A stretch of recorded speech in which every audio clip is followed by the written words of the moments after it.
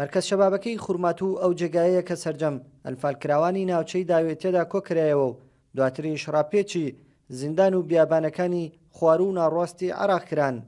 سالمێکێک لە ڕزگاربووانی ئەنفالە تاڵیەکانی نێو ئەم زیندانە دەگەڕێتەوە.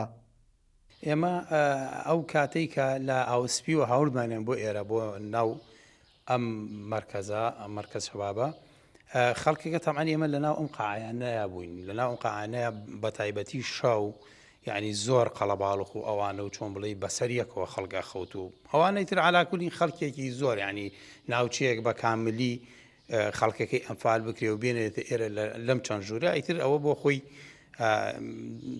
دیارە مەسەن چۆن بووە.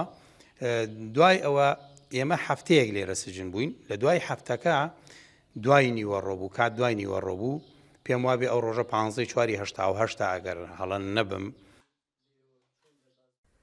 لەگەڵ سالمدا گوزەر بە نێو ژوورەکانی مرکز شەبابەکەدا دەکەین ئەو جێگایەی کە لاپەڕەیەکی تاڵی ژیانی ئەنفەلکراوانی داوێی تێدایە.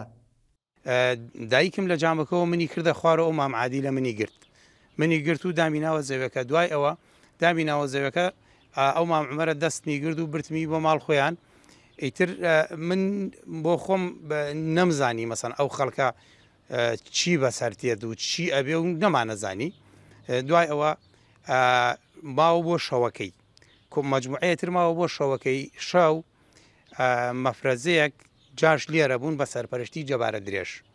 ئەو جەبارە درێژە بەڕاستی یعنی نابێت لە یاد بکرێت نابێت کە سوکاری ئەنفال بە تایبەتی خەڵکی ئەم ناوچەیە ئەو پیاوە لە یاد بکە هەتایە بۆ ئەوەی ئەو پیاوە لەگەڵ مەفرەزەکە لەگەڵ ئەو کۆمەڵە خەڵکی کە لەگەڵیا بوون هەڵسان شەو بە ڕزگارکردنی ئەو خەڵکە لە پەنجەرەکانی پشتەوە خەڵکێک یعنی زۆریان ڕزگار کرد.